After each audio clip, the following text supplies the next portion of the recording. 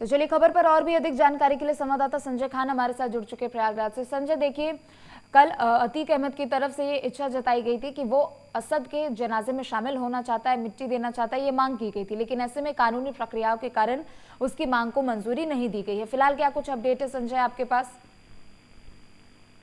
जी बिल्कुल प्रीति जी, आपको बता दें जिस तरीके से पेशी के दौरान माफिया अतीक अहमद और उसका भाई अशरफ कोर्ट के अंदर थे, तभी ये खबर चली कि माफिया अतीक अहमद के बेटे असद, जो उमेशपाल हत्याकांड के मुख्य मास्टरमाइंड आरोपी थे, झांसी में पुलिस मुठभेड़ के दौरान उन्हें मार गिराया गया। तभी उस समय उसको तकलीफ हुआ और रोने लगा, जिसके बाद वो अपील किया कोर्ट से कि उसके जनाजे में शामिल किया जाए, लेकिन कानूनी प्रक्रिया के चलते कोर्ट से उसे जनाजे में शामिल होने के लिए मंजूरी नहीं मिली। यानी कि ये कहा जा सकता है कि जो ये इस तरीके से एक आतंक करता था, ये लोगों को खौफ पैदा किया था, तो इसको भी एक तरीके से मौत के बाद, बेटे की मौत की खबर सुनने के बाद यहाँ तक इसको जनाजे में भी ना शामिल किया जाए, इसको और तकलीफ हुई। जिस तरीके से कल कोर्ट में रिमांड मिलने के बाद पुलिस देर रात तक उसको लेकर के एक सुनसान जगह गई और कई सवालों के पूछे गए, जिसमें आईएसआई मामले में उसने बताया और हथियारों के जो सुराग ढूंढ रही है, जो हथियारों की तस्करी की जाती है, इस मामले में भी अतीक अहमद से पूछताछ की गई। अब ये भी सूत्रों से पता चल सकता है कि अतीक अहमद को प्रयागराज से यहाँ पंजाब की जहाँ पे हथियारों की तस्करी की जाती है वहां भी ले जाया जा सकता है। तो वहीं असद के लाश को लेने के लिए उनके नाना हारून और उनके मौसा उस्मान वहां झांसी पहुंच चुके हैं। लगभग 11 बजे ये बताया जा रहा है कि पीएम हाउस से उनको कागजी कार्रवाई करते हुए उसकी डेड बॉडी को उनको सुपुर्द किया जाएगा। देर शाम तक उसकी बॉडी आएगी प्रयागराज, जहां पे उनके पैतृक स्थान कसारी मसारी में उनको शाम तक सुपुर्द खाक किया जाएगा। जिस तरीके से एक साम्राज्य था माफिया अतीक अहमद का, लोगों की मौत के साथ खिलवाड़ था, लेकिन आज जब खुद का ये बेटा एनकाउंटर में मारा गया तो तकलीफ हुआ। लेकिन ये कहा जा सकता है कि कानून के शिकंजे से प्रीति जी कोई नहीं बच सकता, चाहे जितना बड़ा अपराध करे या अपराधी हो। ये इस सरकार में पूरी तरीके से ये साबित हो गया कि जीरो टॉलरेंस से जिस तरीके से योगी सरकार काम कर रही थी और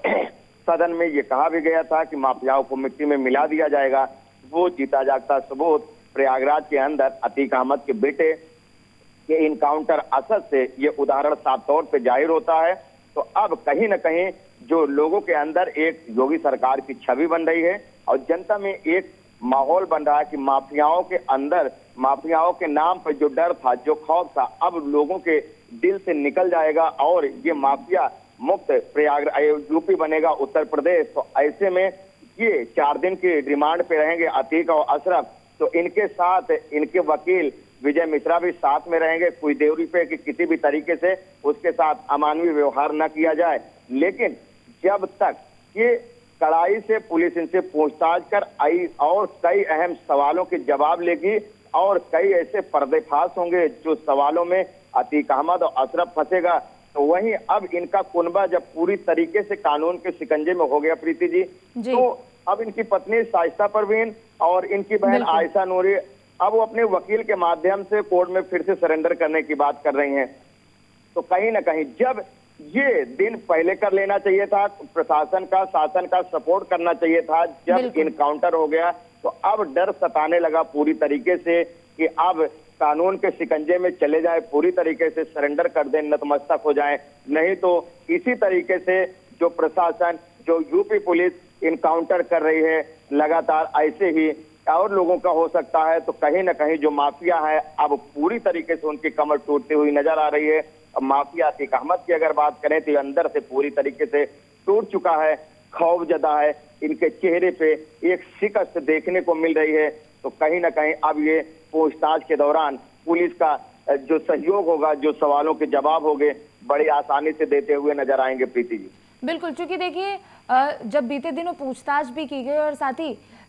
जाहिर सी बात है जिस तरीके से ये इनकाउंटर किया गया है कहीं ना कहीं इस पे सवाल भी खड़े किए गए, लेकिन ऐसे में ये भी समझना बहुत ज़रूरी है संजय कि अगर पहले ही शाइस्ता परवीन की तरफ से या फिर आयशा नूरी की तरफ से या जो भी लोग इसमें सम्मिलित है जिनके नाम सामने हैं उनकी तरफ से अगर पहले ही सरेंडर किया जा चुका होता तो शायद ऐसी स्थिति देखने को नहीं मिलती। और साथ ही जब बीती रात ये पूछताछ हुई तो कहीं ना कहीं हथियारों को लेकर जो आपने जानकारी दी है संजय, उसकी कहीं ना कहीं तार पाकिस्तान से भी जुड़ते हुए नजर आ रहे हैं कि ड्रोन के जरिए अतीक को विदेशी हथियारों को सप्लाई किया जाता था। जी बिल्कुल प्रीति जी, जिस तरीके से उमेश पाल हत्याकांड में आरोपी थे, चाहे वो मुख्य रूप से रहे हों या साजिशकर्ता के तहत शाइस्ता परवीन या इनकी बहन आयशा नूरी या इनकी बानोई, पहले हर एक तरीके से बयानबाजी करते हुए नजर आए कि मेरे पति को इस तरीके से फंसाया जा रहा है। तो वहीं जब इनका नाम खुलासा हुआ शाइस्ता परवीन का, तो इन्होंने अपनी अग्रिम जमानत की बिल डाली, ना कि सरेंडर करने की बात की। अपने ऊपर ये मुकदमे को नहीं ले रही थी, लेकिन वहीं इनकी बहन आयशा नूरी जब साबरमती जेल से अतीक को पहले बार उमेश पाल अपहरण कांड में पेश किया गया था, तब वो बयानबाजी करती हुई नजर आ रही थी कि उनके भाइयों को फंसाया जा रहा है, इनकाउंटर कर दिया जाएगा। आखिरकार वो भी इसमें संलिप्त होती नजर आई और फरार हो गई। तो कहीं ना कहीं अगर पहले से ये चीजें सोच लिया जाता, प्रशासन का सहयोग कर दिया जाता, तो ये जो कल हुआ असद का इनकाउंटर हुआ या प्रशासन का सहयोग कर देती, सरेंडर करवा देती, तो शायद ये दिन देखने को ना मिलता कि आज के दिन अपने बेटे के अंतिम संस्कार में माफिया अतीक अहमद खुद नहीं पहुंच पा रहा है। उसकी जो मां है असद की शाइस्ता परवीन, वो भी फरार चल रही है कि अंतिम बार अपने बेटे के चेहरे को देखने को नसीब नहीं हो रहा। तो कहीं ना कहीं जिस तरीके से ये दूसरों की मौतों के साथ एक खिलवाड़ होता था, आज इनको इस कदर पूरी तरीके से कानून ऐसी सजा दिया कि पूरी तरीके से इनकी अब कांपती हुई नजर आ रही है। तो जो पूछताछ के दौरान माफिया अतीक अहमद से आईएसआई जो एजेंसी है लश्कर तैयबा की, तो इससे जो सुराग मिले हैं, कई अहम जानकारियां जुटाई हैं। तो अब इनसे और भी इस मामले में जानकारी जुटाई जाएगी कि वो फंडिंग के भी मामले में माफिया अतीक अहमद से जानकारी ली गई कि आईएसआई से फंडिंग भी की जाती थी और जो तस्करी की जाती थी हथियारों की, जो जखीरा था, अब उस जखीरे के बारे में पुलिस प्रयास कर रही है कि आखिरकार जो ड्रोन से आईएसआई लश्कर तैयबा जो पाकिस्तान के संगठन से ड्रोन से हथियार मंगाए जाते थे, वो किस कदर आते थे, कहाँ कहाँ अभी भी मौजूद रखे गए। ठीक है संजय, मैं लौटूंगी आपके पास, आप बने रहे, आगे भी आपसे और जानकारी लेंगे। तो वहीं 4 दिनों की पुलिस रिमांड पर अतीक और अशरफ सुबह 9 बजे से पूछताछ होगी। संजय हमारे साथ लगातार बने हुए खबर पर और भी अधिक जानकारी के लिए। संजय देखिए, दोनों भाइयों की रिमांड अवधि को मंजूरी मिली है, 4 दिनों की रिमांड है। आप भी जानकारी दे रहे थे कि देखिए तकरीबन ये जो 4 दिनों की रिमांड अवधि होने वाली है, इसमें कई सवाल पूछे जाएंगे और न सिर्फ उमेश पाल हत्याकांड से संबंधित बल्कि और भी कई मुकदमे हैं जिनसे इनके तार जुड़ते हुए नजर आएंगे और परत दर परत चीजें निकलती हुई सामने आएंगी। जी बिल्कुल प्रीति जी, जिस तरीके से माफिया अतीक अहमद को बी वारंट लेकर पुलिस पहुंची थी जेल और कोर्ट में कल सीजेएम कोर्ट में पेश किया गया। पुलिस की तरफ से 14 दिन की रिमांड मांगी गई थी, लेकिन कोर्ट 4 दिन की रिमांड दे पूछताछ के लिए उमेश पाल हत्याकांड से जुड़े हुए। तो अब आज कल रात में ले गई पूछताछ के लिए। तो अभी भी 9 बजे से अतीक अहमद और अशरफ को, जो उमेश पाल हत्याकांड में मुख्य आरोपी हैं, इनको लेकर जाएगी एक सुनसान जगह और पूछताछ करेगी। इसमें स्पेशल टीम बनाई गई है और सबसे बड़ी बात यह है कि इनको 3 शिफ्ट में इनसे पूछताछ की जाएगी। कई ऐसे अहम सवाल हैं, कई सवालों को जवाब इनको देने होंगे। जहां पे ले जाएगी, इनके वकील तो साथ में होंगे लेकिन वो दूरी पे रहेंगे, क्योंकि धूमनगंज पुलिस, नैनी पुलिस साथ में, और जो विवेचक है, कई अहम ऐसे इनके ऊपर आपराधिक मुकदमे हैं, जो रंगदारी, अपहरण, हत्या जैसे कई मुकदमे हैं। और यहाँ तक कि एक नया तार जुड़ता हुआ आईएसआई संगठन से जो देखा गया पाकिस्तान का, तो ये भी एक अहम मुद्दे हो गए। तो इनसे सवालों के जो जखीरे हैं पूरी तरीके से अब होगा। कई ऐसे पर्देफाश होंगे जो इनके घरों से लेन देन के रजिस्टर बरामद हुए, दस्तावेज बरामद हुए। तो कहीं ना कहीं उन दस्तावेजों के बारे में भी पुलिस खुलासा करेगी और कई ऐसे पर्देफाश होंगे जो सफेद नकाबपोश या वर्दीधारी जो भी लोगों का नाम उस रजिस्टर में था, करोड़ों की लेन देन थी, लाखों की लेन देन थी, तो उसके बारे में भी पूछताछ जरूर होगी और इनको सवाल देने पड़ेंगे। तो अब कहीं ना कहीं जिस तरीके से पुलिस उमेश पाल हत्याकांड के बाद एक कड़ी से कड़ी जोड़ रही थी, कड़ी से कड़ी जोड़ते हुए इस मुकाम तक पहुंची है। तो अब आने वाले वक्त में ये लोगों को इंतजार है कि कहीं ना कहीं और भी बेहतर तरीके से पुलिस काम करेगी और इसका खुलासा करेगी, पर्दाफाश करेगी। कई मुकदमे से जुड़े हुए जो इनके ऊपर कई गंभीर धाराओं में मुकदमे थे, उसका भी खुलासा होगा। शुरुआत हो चुकी है पहले मुकदमे की अपहरण कांड में, इनको सजा हो गई उम्र कैद की। दूसरे उमेश पाल हत्याकांड में इनका बेटा असद इनकाउंटर में मार गिराया गया। तो अब पूरा कुनबा सरेंडर करेगा और इनका पूरी तरीके से पुलिस का सहयोग करते हुए नजर आएंगे और हर एक जानकारी जिस तरीके से पुलिस जुटाएगी वो पर्दाफाश करेगी। और इसका पूछताछ 4 दिन की रिमांड लेने के बाद 17 तारीख को 5 बजे तक हर हाल में सीजीएम कोर्ट में फिर से माफिया अतीक अहमद का मेडिकल परीक्षण कराए जाने के बाद कोर्ट में पेश किया जाएगा। बिल्कुल, चूंकि देखिए अब 17 अप्रैल को चूंकि पेशी कराया जाएगा, तो ऐसे में जो इन 4 दिनों की रिमांड अवधि जब खत्म होगी तो क्या जो सवाल जवाब किए जाएंगे उनकी पूरी वीडियोग्राफी होगी, पुलिस एक रिपोर्ट भी कोर्ट में पेश करेगी संजय?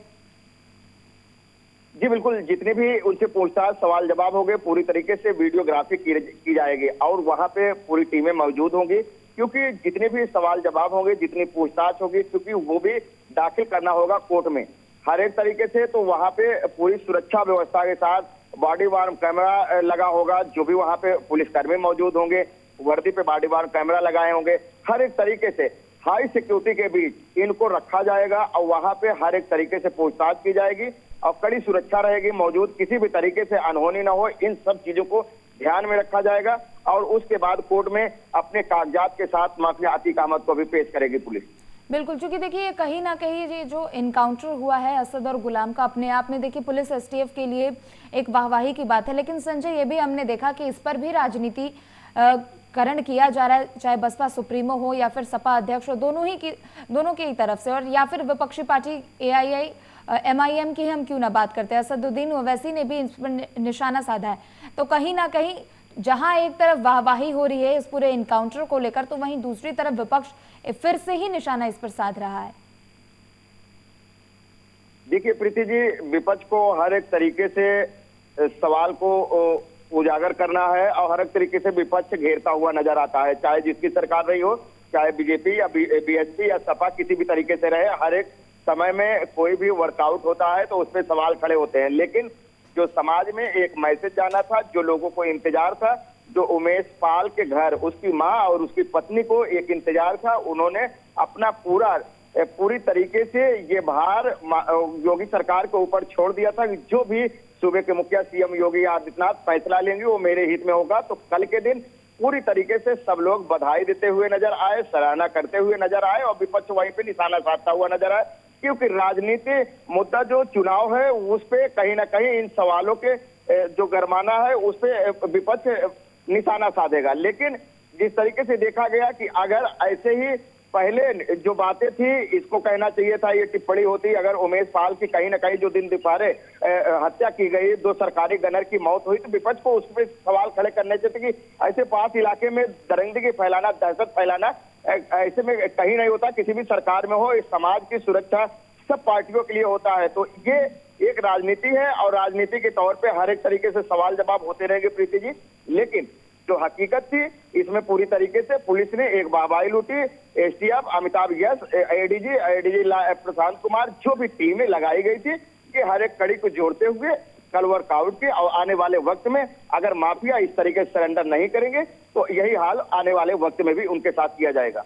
बिल्कुल, साथ ही देखिए संजय, जब हमने बीते दिनों देखा कि अतीक के पास जब असद के एनकाउंटर की खबर पहुंची तो बेहोश होने की स्थिति में हो चुका था, आंखों से आंसू निकलने लगे थे, लेकिन कहीं ना कहीं ये चीजें हैं कि आपने कितने लोगों को मौत के घाट उतारा और ऐसे में अब जब अपने बेटे की बारी आई तो अब ऐसी स्थिति देखने को मिली। संजय, आप हमारे साथ बने रहे, मैं आपसे और भी आगे जानकारी लूंगी। पोस्टमार्टम हाउस में देर रात, झांसी पोस्टमार्टम हाउस में ही देर रात दोनों का पोस्टमार्टम किया गया है। आपको बता दें कि गुलाम के परिजनों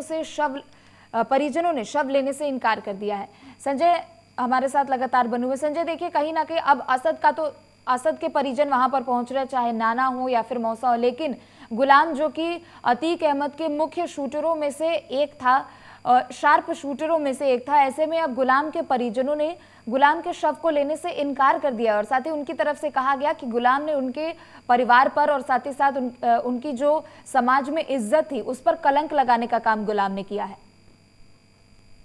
जी बिल्कुल प्रीति जी, जब उमेश पाल हत्याकांड में गुलाम का नाम सामने आया था, तो इनके भाई हैं राहिल हसन, जो कि बीजेपी में अल्पसंख्यक प्रकोष्ठ के जिला अध्यक्ष थे। और इनका नाम सामने आने के बाद, इनका नाम जब पूरी तरीके से गुलाम का आया, तो राहिल हसन को बीजेपी पार्टी ने इनको अल्पसंख्यक प्रकोष्ठ से बाहर कर दिया, यानी कि पार्टी से बाहर कर दिया। तो वहीं उस दौरान जब पुलिस पूछताछ की थी, तो राहिल हसन पहले अपने बयान में, और इनकी मां ने कहा था कि अगर कहीं भी गुलाम का इनकाउंटर होता है, पुलिस मुठभेड़ में मारा जाता है, तो हम उसकी बॉडी को नहीं लेंगे। ऐसा ही बयान कल के दिन दोहराया गया राहिल हसन की तरफ से कि गुलाम की बॉडी को हम नहीं लेंगे, और उसकी मां ने भी यही कहा था कि गुलाम की बॉडी को हम नहीं लेंगे। तो अब देखना ये होगा कि कोई भी अगर इनका परिजन गुलाम का वहां पहुंचता है तो उसकी डेड बॉडी को दिया जाएगा, नहीं तो उसको लावारिस हालत में उसका दाह संस्कार, अंतिम संस्कार किया जाएगा। क्योंकि गुलाम जो था माफिया अतीक अहमद का एक शार्प शूटर माना जाता था,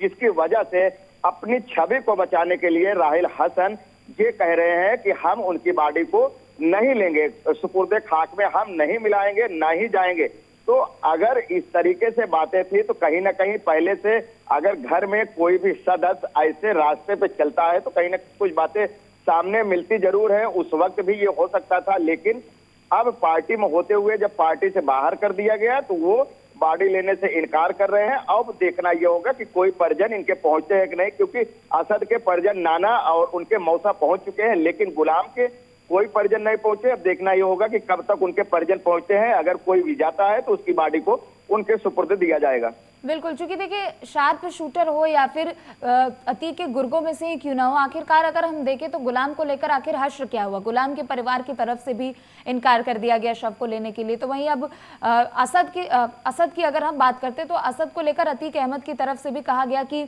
ये अतीक अहमद के ही कर्मों का नतीजा है कि उसके बेटे को भुगतना पड़ रहा है। तो कहीं ना कहीं जब अपनी औलाद पे बात आई है तो अतीक अहमद का दर्द देखने को मिला था। संजय जी बिल्कुल प्रीति जी, ये असद का एक ये कहा जाए कि माफिया अतीक अहमद का जो कर्म था, जो साम्राज्य फैलाए थे, जो एक अपना साम्राज्य फैलाने के लिए कई मौतों को घाट उतारे और कई लोगों के साथ इस कदर दरिंदगी की गई कि वो किसी के बाप चला गया तो किसी के पति छीने गए, किसी का बेटा छीना गया, ऐसी कई मौतें हुई हैं। लेकिन जब अपने ऊपर ये बीती, क्योंकि ये भी कहा जाता है कि जो अपराध की दुनिया होती है वो ज्यादा बड़ी नहीं होती है, वो कानून के शिकंजे में आती जरूर है, कानून उसको सजा देता है। तो ये साफ तौर से हो गया कि किसी सरकार में ये बचते हुए नजर आए, लेकिन बीजेपी सरकार में इनको ये सजा मिल गई। तो जब अपने बेटे के ऊपर ये बातें आई, जब इनका बेटा खुद का इन कर्मों का नतीजा हुआ कि इनकाउंटर में मारा गया, तो इनको तकलीफ हुई, इनको दर्द हुआ, अंदर से पूरी तरीके से टूटते हुए नजर आए। लेकिन अपनी अंदर की बातों को ये बताने से अभी भी इनकार कर रहे हैं। लेकिन जिस तरीके से इनके चेहरे पे एक शिकस्त दिख रही है कि बेटे की मौत, इस शिकस्त डर जो दिख रहा है, वो साफ तौर से जाहिर होता है कि जो कर्म किया गया पूरे परिवार को, इस साम्राज्य में, इस माफियागिरी में पूरे साम्राज्य को, पूरे कुनबे को कानून के शिकंजे में डाल दिए हैं। कहीं से कोई नहीं बच रहा, चाहे वो बहनोई रहे हो, बहन रही हो, भांजी रही हो, भतीजा हो, किसी भी तरीके से पूरा परिवार इस कानून के शिकंजे में फंस चुका है। अब इनको यही है कि प्रशासन का सहयोग करना है। अब इनको एहसास हो चुका है, जब बेटे की मौत हुई, इनकाउंटर हुआ, क्योंकि एटीट्यूड इतना ज्यादा था कि जब पुलिस का दावा ये है कि ये कह रहे थे शाइस्ता परवीन से उमेश पाल हत्याकांड होने के बाद कि 18 साल बाद उमेश पाल चैन की नींद सोया है और ये शेर का बेटा है असद जो ये काम कर दिखाया है। तो आज ये बातें उनके लिए नाकाम साबित हो रही हैं और पुलिस इसका मुंहतोड़ जवाब दी है। और आने वाले वक्त में अगर जो भी माफिया, जो भी हमलावर मुख्य थे इसमें उमेश पाल हत्याकांड में, वो या तो सरेंडर कर दे या तो इसी तरीके से उनको भी पुलिस ट्रेस करती रहेगी और जहां भी लोकेशन मिलेगी उनको भी घेराबंदी करके मुठभेड़ में मार गिराया जाएगा। संजय, साथ ही ये भी जानकारी दे कि और कितना समय लग सकता है सारे क्रियाओं को करने में, और ऐसे में कब असद के रिश्तेदार वहां पे पहुंचेंगे उसके शव को लेने के लिए? जी, झांसी ये खबर चल रही है कि इनके जो नाना और इनके मौसा है वो झांसी पहुंच चुके हैं। लगभग 11 बजे पीएम हाउस जो है खुलने के बाद इनकी कागजी कार्रवाई की जाएगी। 11 बजे इनके शव को इनके सुपुर्द किया जाएगा, जिसके बाद वहां झांसी से लेकर प्रयागराज के लिए रवाना होंगे। लगभग शाम तक उम्मीद ये जताई जा रही कि असद का शव यहाँ प्रयागराज आएगा, उसके बाद कसारी मसारी में उनको सुपुर्दे खाक किया जाएगा। चलिए ठीक है संजय, आप बने रहे, आगे भी आपसे और जानकारी लेंगे। शानूरी सरेंडर कर सकती है और साथ ही सरेंडर करने के बाद अपनी जमानत अर्जी भी दाखिल करेंगी। जी बिल्कुल, जिस तरीके से अतीक अहमद के वकील के माध्यम से, विजय मिश्रा के माध्यम से ये मालूम चला कि आयशा नूरी और माफिया अतीक अहमद की पत्नी शाइस्ता परवीन जो कि फरार चले 50,000 की नामिया, तो अब वो कोर्ट में अपनी जमानत अर्जी भी लगाएंगे और सरेंडर करने की बात कर रहे हैं। तो कोर्ट ने पुलिस से इनकी पूरी रिपोर्ट तलब की है और कोर्ट में जब पुलिस की पूरी रिपोर्ट अपनी तलब करेगी उस वक्त जब जमानत अर्जी अपनी ये दाखिल करेंगे और उसी दौरान ये सरेंडर भी कर देंगे। तो अब जिस तरीके से पहले यही बात थी कि जब से फरार चल रही थी ये उसी समय सरेंडर कर देती तो शायद ऐसे माहौल न देखने के मिलते, लेकिन कल के दिन जब माफिया अतीक अहमद को कोर्ट में रिमांड मिल गई और पुलिस को, और उसके बाद इनके बेटे का इनकाउंटर हुआ, तो अब पूरी तरीके से कानून का डर इनके परिवार के ऊपर सताने लगा है, जिससे ये अभी सरेंडर करने की बात कर रही हैं। अब देखना यह होगा कि कोर्ट किस तरीके से पुलिस रिपोर्ट लेने के बाद इनको इनकी जमानत अर्जी को मंजूर करती है और सरेंडर में क्या जमानत अर्जी मंजूर करने के बाद कितने दिनों में इनकी जमानत मिलती है या नहीं मिलती है, ये आने वाले वक्त में जब रिपोर्ट पेश होगी तब कोर्ट के फैसले के बाद ही साबित हो पाएगा। प्रीति जी, लेकिन संजय क्या संभावना ये भी है कि अगर ये दोनों सरेंडर करती हैं और साथ ही इन दोनों ने भी इच्छा जताई थी कि इन्हें भी असद के आखिरी बार असद का दीदार करना है, आखिरी बार असद को देखना है, तो क्या ये संभावनाएं वहां पर हो जाती है ज्यादा संजय? देखिए प्रीति जी, अगर हम इसकी संभावना की बात करें तो पहले से शाइस्ता परवीन फरार चल रही हैं। कानून के शिकंजे में अगर अंतिम दर्शन करने के लिए या उनका चेहरा देखने के लिए, दीदार करने के लिए शाइस्ता परवीन को कहा जाता है तो जाहिर सी बात कहीं ना कहीं अगर फरार अपराधी कोई भी है तो वो पुलिस के शिकंजे में चला जाएगा, तो सरेंडर करने की बात नहीं रह जाएगी। वहां पे पुलिस का वर्कआउट देखा जाएगा कि पुलिस ने इनको गिरफ्तार कर लिया है, अब आयशा नूरी की भी गिरफ्तारी हो जाएगी। तो ऐसे में अब आज के दिन क्या होता है ये आने वाला समय बताएगा, जब किसी भी तरीके से सरेंडर होगी या कोर्ट किस तरीके से आदेश देती है, कोर्ट के आदेश के अनुसार ही ये काम होगा। क्योंकि कोर्ट में जब माफिया अतीक अहमद बेटे के जनाजे में शामिल होने के लिए बातचीत कानूनी प्रक्रिया के चलते उसको मना कर दिया गया, तो ये संभावनाएं नहीं जताई जा सकती कि शाइस्ता परवीन को भी जो फरार चल रही है उनको उनके बेटे के चेहरे के दीदार करने के लिए उनको मंजूरी मिल सकती है। चलिए ठीक है संजय, बहुत बहुत शुक्रिया आपका जानकारी देने के लिए।